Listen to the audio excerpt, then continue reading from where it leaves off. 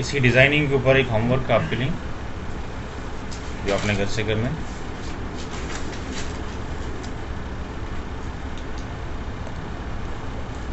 जो कस्टमर की रिक्वायरमेंट्स है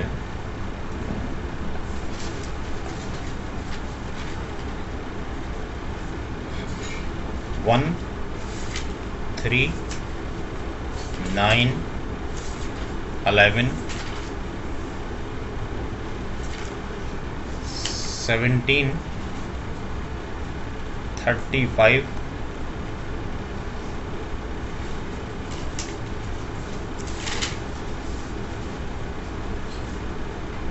69 जो गिवन एनआईडी है इसका आपने निकालना है।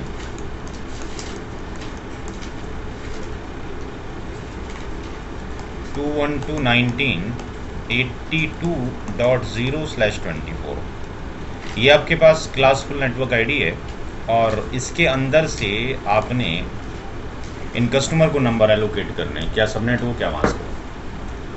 तो क्लास ए का एक क्वेश्चन आपके पास हो गया और एक ये आपके पास क्वेश्चन हो गया टेस्ट कराने के।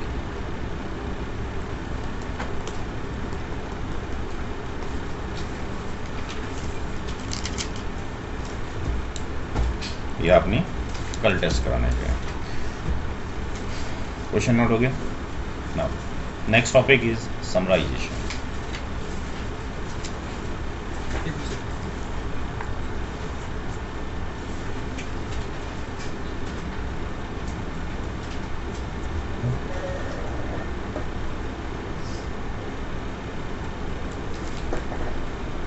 सबका नोट हो गया।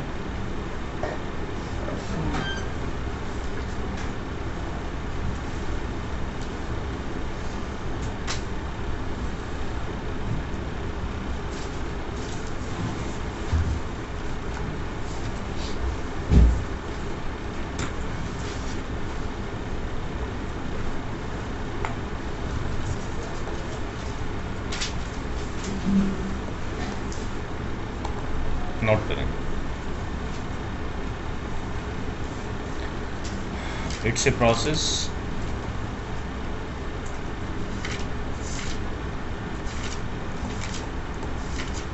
through which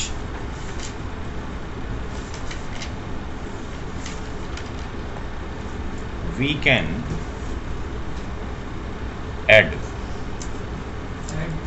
जोड़ सकते हैं टू और more subnet IDs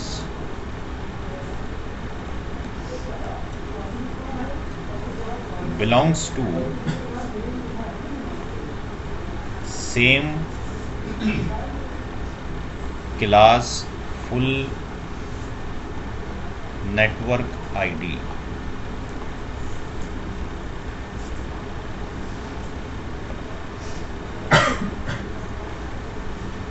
Calculated address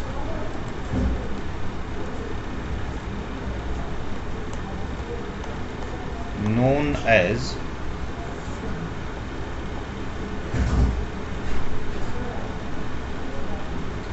summary NID.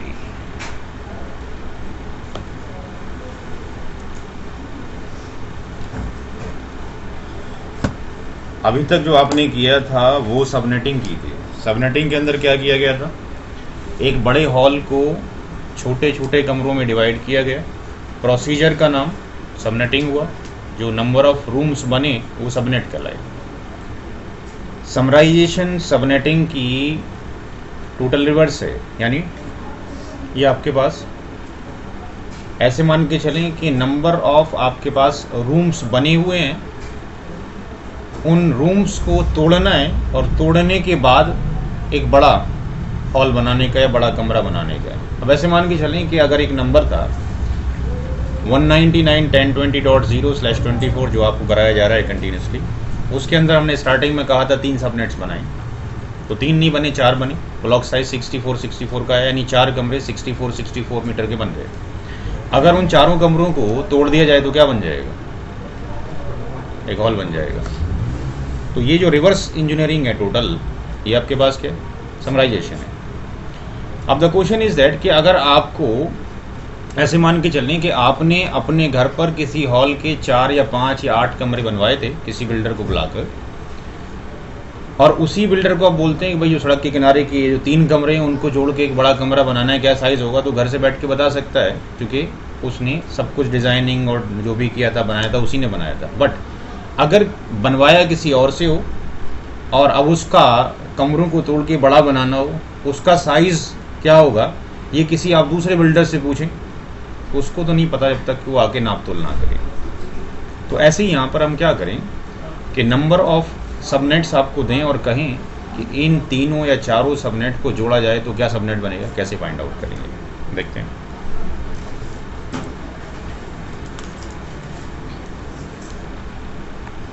Question लिखें,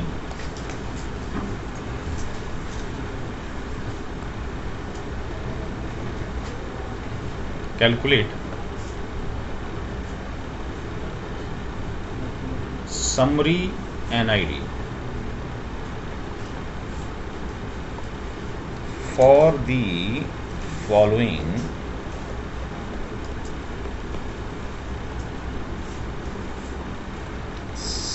subnet IDs। Multiple subnet IDs दे रखी हैं, उसकी समरी NID निकालनी है। फॉर एग्जांपल नंबर हम आपके लिए वही लेते हैं 199.10.20.4/30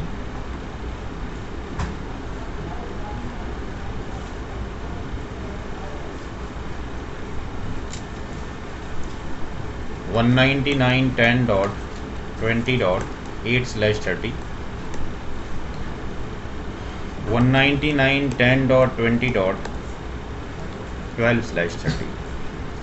ये 3 आपके पास सबनेट्स हैं और ये कहा जा रहा है इनको अगर जोड़ा जाए तो इनका बड़ा जो नेटवर्क होगा वो क्या बनेगा।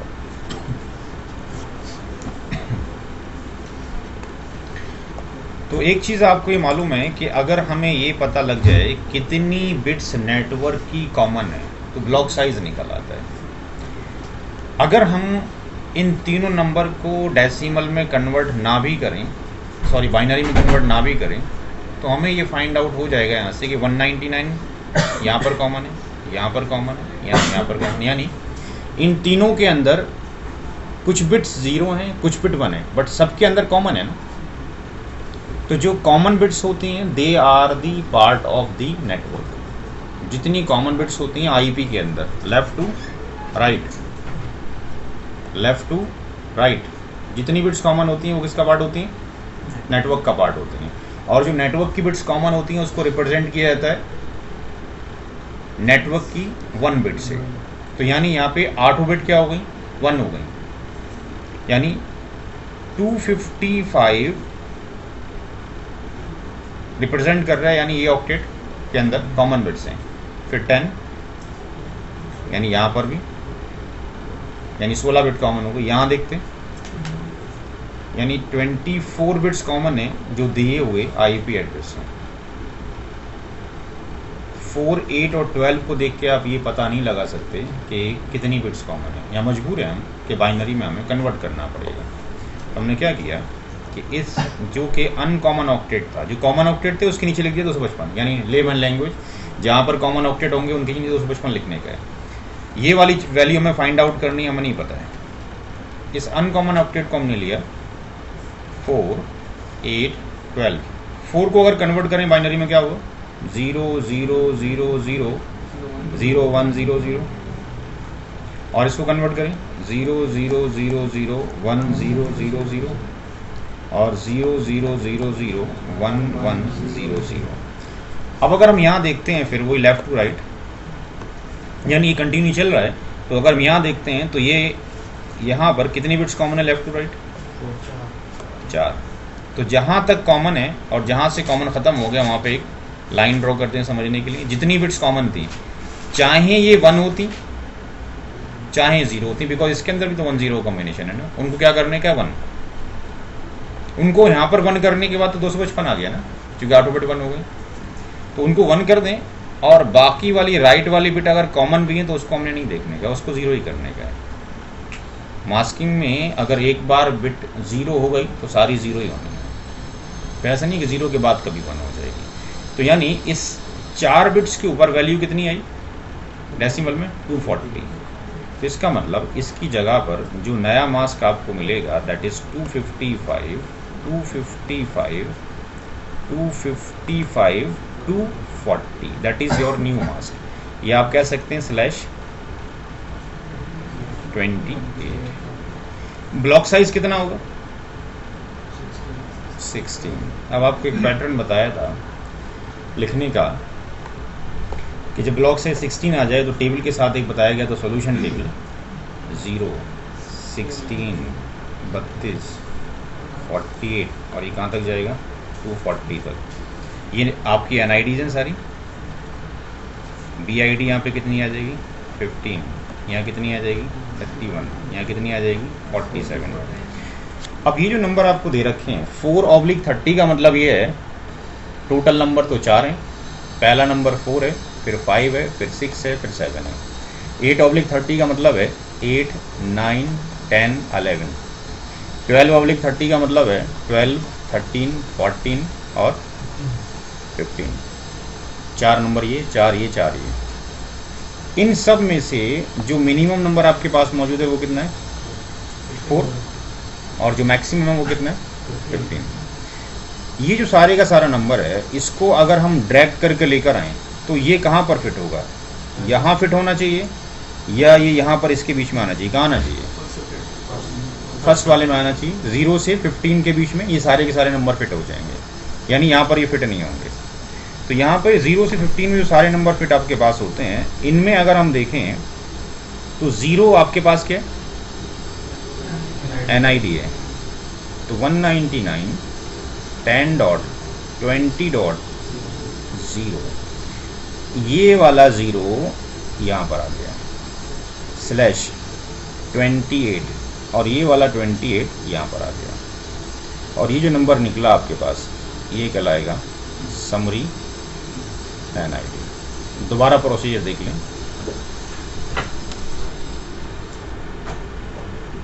जब भी नंबर ऑफ सबनेट्स दे रखे होंगे वॉट एवर मास्किंग राइट में कुछ भी मास्किंग हो उससे डरने की जरूरत नहीं है। आड़े तिरछे तिकोने कमरे हैं, आपने देखना है कि कॉमन स्पेस कैसे कितना आ रहा है पहले वो मेजर करने का। तो यहाँ पर 190 है 9 है, यहाँ पर भी 199, यहाँ पर भी 190। जो कॉमन ऑक्टेट है उसको without converting into the binary करेंगे तो टाइम का लॉस होगा, इतना टाइम इंटरव्यू में नहीं होता, 1 आध मिनट का आंसर है देने का इसमें। तो जितनी कॉमन ऑक्टेट है उसके नीचे 255 लिखने का है, ये भी कॉमन है 255 लिखने का, ये भी कॉमन है 255 लिखने का है। हाँ अगर आपकी बाइनरी मैथमेटिक्स बड़ी अच्छी है तो कन्वर्ट करने की जरूरत नहीं है, आप बिना उसके भी निकाल सकते हैं। ये आपको ब्लॉक साइज याद है जो टेबल बताया कि 1 का ब्लॉक साइज होता है, 2 का होता है, 4 का होता है, तो भी जरूरत नहीं, डायरेक्टली आप फाइंड आउट कर सकते हैं। अदरवाइज जनरल क्या करेंगे, जो अनकॉमन ऑक्टेट है उसको हमने एक साइड में रख लिया, बाइनरी में कन्वर्ट किया। कन्वर्ट करने का पता ये लगा कि इसमें भी 4 बिट कॉमन है, यहाँ पे भी 4 बिट कॉमन है, यहाँ पे भी 4 कॉमन है। उसके बाद यहाँ पे अनकॉमन शुरू हो गया। तो सारे नंबर के अंदर जितनी बिट्स कॉमन है उनको एक साइड में कर लिया, लेफ्ट साइड में जितने लेफ्ट की बिट्स हैं, यानी लेफ्ट की बिट ये भी और लेफ्ट की बिट ये भी सारी की सारी 1 हो गई। ये सारी 1 हुई 255 255 255 और ये सारी 1 हो गई, और राइट वाली हम 0 करेंगे।